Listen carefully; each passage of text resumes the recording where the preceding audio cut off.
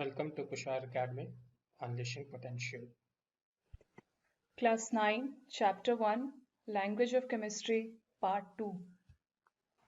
In the last class, we have studied about the ions, valency, variable valency. In this class, we will study about the radicals, the neutralization reaction, acid radicals, about the basic radicals, then writing of the chemical formula with the crisscross method, and naming of the compounds. So first we will start from the radicals. So the question is, what is radical? We know the atoms or the ions containing the charges as positive charge is called the cations, or the negative charge it is called the anions, and we also denote it as the radical. But radical is something different from the ions. So what is radical? The molecules of a compound is usually made up of two parts, and these parts separately are known as the radicals. For example, we can say that the molecule of the potassium chloride. So molecule of the potassium chloride contain two atoms. That means one atom of the potassium and one atom of the chlorine, and combinedly they are called the potassium chloride. So when they are separated, potassium is one radical and the chloride is the other radical. Similarly, we can also take the example of magnesium sulfate. When magnesium sulfate is separated, magnesium is one radical and sulfate is the other radical. Here we can see like potassium. The formula of the potassium is KCl. So it is one of the molecule of the potassium chloride. So when it is separated, we can write it as potassium K plus, and chloride ions like Cl minus ion. So this is called the radical. This is called the radical. So the positive part is called the radical and the negative part is also called the radical. Later on we will discuss about the basic radical and the acid radical. Similarly, we can take the example of, I have already told you the example of magnesium sulfate. So when magnesium sulfate separated MgSO4, the formula of the magnesium sulfate is MgSO4. So when magnesium sulfate is separated, magnesium will gain +2 charge and the sulfate ion will gain -2 charge, and both the different ions will be considered as the radical. So now we can see here, a radical is an atom or a group of atoms of the same or of different elements that behave as a single unit with a positive or negative charge. That is called the radical.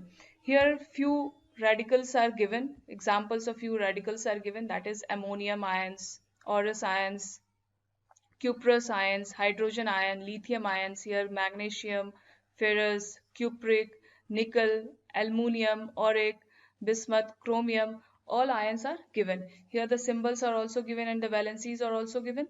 There are there are two types of radical. The first one is the simple radical and the second one is the compound radical. So what is simple radical and what is compound radical? Now if you will take the example of sodium chloride. Sodium chloride will break into sodium ions and chloride ions. Now if you will take the example of sodium chloride, NaCl. NaCl will break into Na plus ion and Cl minus ion. So this is called the simple radical. This is called the simple radical. It will break as the Na plus and this will considered as the Cl minus. So Na plus is the simple radical, Cl minus is the simple radical. Similarly, if we will take another example of the magnesium sulfate, MgSO4. So when MgSO4 breaks, it breaks into magnesium ion and the sulfate ion. And sulfate ion can able to identify sulfate ion is a compound radical. Why? Because here also two different atoms are combined together, that is sulfur and oxygen. Therefore, it is called the compound radical. So it will break into magnesium plus as the +2 and the sulfate as -2. So sulfate ion is considered as the compound radical. So basically we can say that there are two types of radical, simple radical and the compound radical. Also we identify the radicals as acid radical and the basic radical. So now we will study what is acid radical and what is basic radicals. As we all know that When acid reacts with base, it produces salt and water, and that reaction is called the neutralization reaction. The first question arises, what is acid? And the second question arises, what is base? So the first is, what is acid? The substance which liberate H plus ions in their solution state is called the acid, and the substance which liberates OH minus ions are called the base. Now here it is given about the neutralization reaction that when acid plus base, or acid when reacts with base, it gives water and the ionic compound, or we can call this ionic compound as the salt. Now as an acid we take the example of hydrochloric acid HCl, and as a base we take the example of potassium hydroxide. So when put from acid it will liberate H plus ion, and from base it will liberate OH minus ions. So this OH minus ion will combine with this H plus ion and form water, that is H2O. This red H is from the acid and this OH of blue is from the base. So when both combines together they form the water, and what left? This K plus ion and this Cl minus ion. So when this K plus and Cl minus combine together to form the ionic compound, that is potassium chloride, and it is also called the salt. So when acid and base combines together it forms water and salt, and this reaction is called the neutralization reaction, and this reaction is called the neutralization reaction. Similarly we can take the another example, another acid, that is sulfuric acid. Here the sulfate ion is SO4 minus ion and H2. This acid will liberate 2 hydrogen ions, and here from potassium hydroxide we have taken the same common base here. Here it also liberates OH minus ion. So this OH minus ions and this H plus ions combine together to form the water molecule, and they will form 2 water molecules. They will form 2 water molecules. This outer 2 will represent the 2 molecules of water. And what is the ionic compound? Here the ionic compound is potassium sulfate, K2SO4, because here it will liberate K plus ion and here it will liberate sulfate ions that contains -2 charge. So they will combine together to form the ionic compound K2SO4, and this reaction is also called the neutralization reaction. Now the next question is, what is acid radical and what is basic radical? Now from here we can able to identify that chloride ion is liberated by the acid. We can easily identify. When HCl will break, it will break as H plus and Cl minus. So this chloride ion will liberated from, we can say that this chloride ion is liberated from the acid. So the chloride ion is considered as the acid radical. And here the potassium is liberated by the base, that is OH minus ion will be separated and K plus ion will be separated. So this K plus ion is liberated from the base, that's why K plus ion will be considered as the basic radical. An acid reacts with base to produce salt and water, as I have already told you. This is called the neutralization reaction. When acid and base reacts together, it will form water and the ionic compound or the salt, or we can call it the salt, and that reaction is called the neutralization reaction. The third point is the formation of potassium chloride. The potassium radical has been contributed by the base potassium hydroxide, and therefore it is called the basic radical. Okay, this potassium is liberated by the base, that's why potassium ion is considered as the basic radical, and it will be represented as K plus ion. Similarly, the chloride radical has been contributed by the hydrochloric acid or the HCl, and therefore it is termed as the acid radical, and which is represented as the Cl minus ions. Now, when a salt is dissolved in water, it splits into 2 constituent radicals. That means when potassium chloride is dissolved in water, it will splits into 2 parts. First part is K plus ion, and the other part is the Cl minus ion. The first part is K plus, we can write it like this. So when potassium chloride dissolved in water, it splits into 2 constituent radicals, and the 2 constituents radicals, or we can call it into 2 simple radicals, that is potassium as the K plus and as the Cl minus. So the basic radicals are the positively charged and the acid radical are negatively charged ions. And they are called electronegative radicals or the anions, negatively charged acid radicals, and the positively charged basic radicals are called the electropositive radicals or the cations. So in conclusion, we can say that the positively charged cations are the basic radicals and the negatively charged anions are the acidic radicals or acid radicals. Now come to the crisscross method of writing the chemical formula. So there is one rule of writing the chemical formula, and that rule is called the crisscross method. We will study about the crisscross method.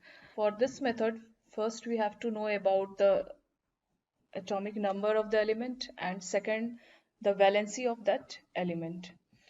Here we have taken the example of calcium oxide. So as we know that what is the atomic number of the calcium? The atomic number of it is 20. And what is the atomic number of the oxygen? It is 8.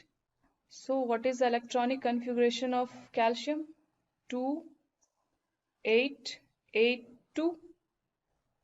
And what is the configuration of oxygen? It is 2, 6. So what would be the valency of the calcium? The valency of the calcium would be +2. Here it is written, it is +2. And the valency of the oxygen is -2 because it will gain 2 electrons to complete its octet. And calcium will lose its 2 electron to complete its octet. So the valency of the calcium is +2. So here it is written +2, and the valency of the oxygen is -2. So here it is written -2. So while writing the chemical formula, what we will first do? First we will write, the first step is we will write their symbols. That is, the symbol of the calcium is Ca and the symbol of the oxygen is, or the oxide is, O. Now the valency of the calcium is +2 and the valency of the oxide is -2. So on the above of the right side, we will write its valency, that is +2, and here it is -2. Now we will crisscross their valency. The third step is we will crisscross their valency, or we divide the valency number by their highest common factor, and we will ignore the plus and minus sign. So the highest common factor here is 2. So we will divide it by 2. Now the third step is we will divide the valency number by their highest common factor, if any, and we will ignore the plus sign and the minus sign of the symbols of the radicals, and then we will interchange their valencies of the radicals. So here now it becomes Ca2 and O2, and their ratio would be 2:2. If we will take their ratio, the valencies ratio, it would be 2:2, and the lowest possible is 1:1. So now we can write the formula as CaO. We can also take the example of sodium chloride. So atomic number of sodium is 11. So it is here 281. And the atomic number of the chlorine is 17. So it can be written as 287. So what is the valency of the sodium? It would be +1. So first we will write the symbol like this. We will write the symbol sodium Na, and second one we will write the symbol of chlorine, that is Cl. Now the valency of the sodium is +1 and the valency of the chlorine is -1. Now we will crisscross their valencies. So what will happen? We will ignore the plus sign and the minus sign, and we can write like this, Na and here Cl. Like this we can write the chemical formula. So for the chemical formula, we should know about the symbols, we should know about their atomic number, and we should know about their valency. Then only we can able to write the chemical formula of any compound. The next topic is about the naming of the compounds. How we will name the compounds, and why we will name like potassium chloride or zinc chloride. Why don't we call it as the chlorine zincate? So here are some rules to write the name of the compound. So first we will deal with the metal and the non-metal. That means if in a compound, if one element is metal and the another is non-metal, so the metal is written first and then the non-metal, and the suffix ite is added to the non-metal. For example, In the example of calcium nitride, here the metal is the calcium and the non-metal is nitrogen. So we have written it as calcium nitride. We have taken the metal first, calcium is the metal, so we have taken it in the first, and nitride is the non-metal, so we have written as nitr, NITR from the nitrogen and IDE suffix and added, and we have make it nitride. So the formula is like Ca3N2 and we will read it as calcium nitride. Now the second combination can be of two non-metals.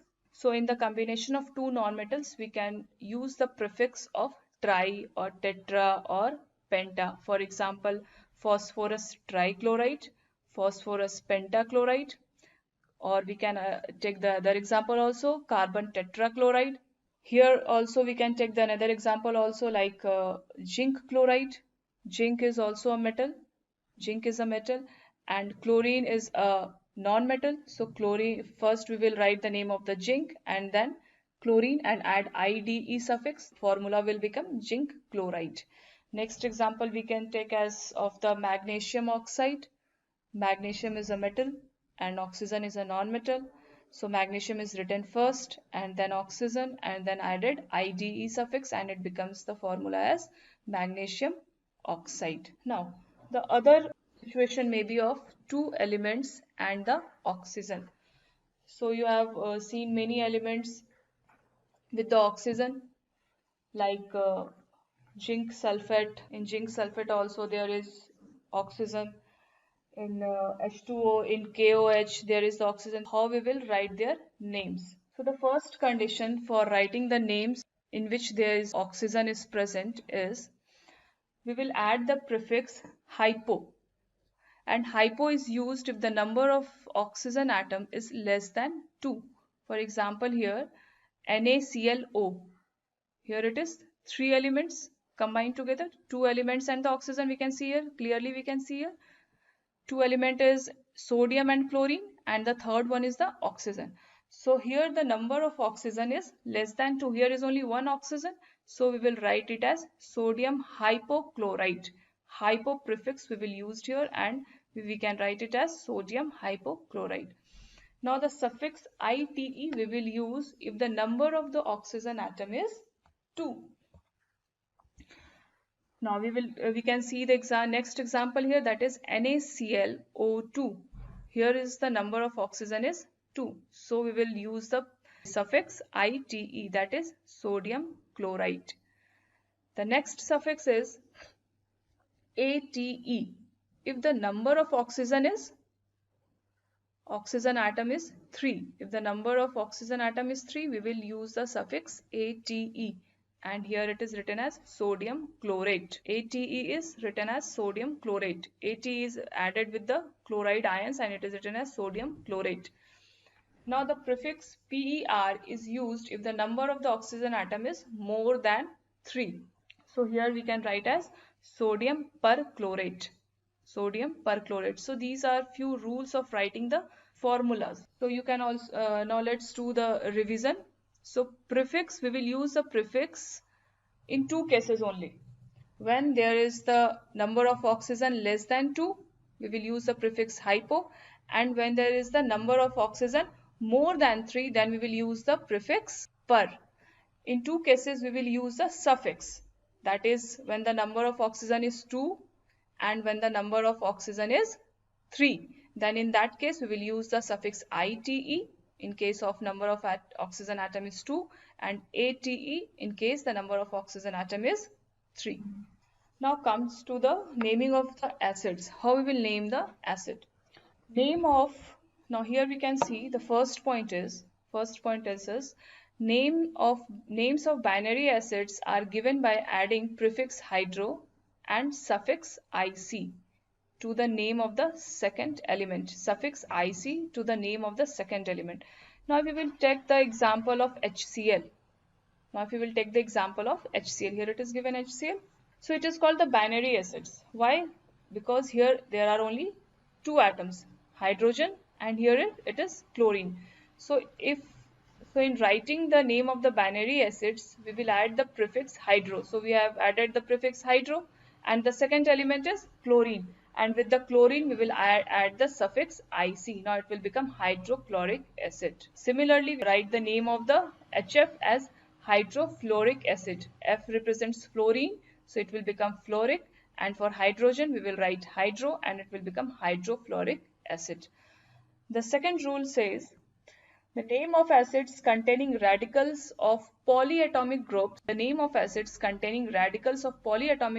are given on the basis of second element present in the molecules and prefix hydro is not used. As you remember, we use for the HCl as the hydrochloric acid, but we don't use for the same word for the sulfuric acid. We don't say hydrosulfuric acid. We don't say it. The rule is different here. So what is the rule here? It is the polyatomic group. We can say that it is the polyatomic group. Why? Because here it is the hydrogen also, here is the sulfur also, and here is the oxygen also.